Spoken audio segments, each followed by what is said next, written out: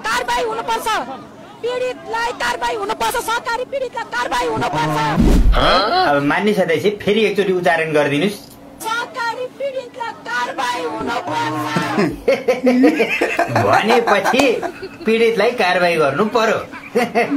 यो मैले चाहिँ नसक्ने काम रहेछ अब पार्टी खोल्नु भएको छ चुनाव लड्नुस् जितेर आउनुस् अनि आफै गर्नुस् माग पनि अनेक छ गाँठे अब पीडितलाई कारबाही गर्नु पर्यो अरे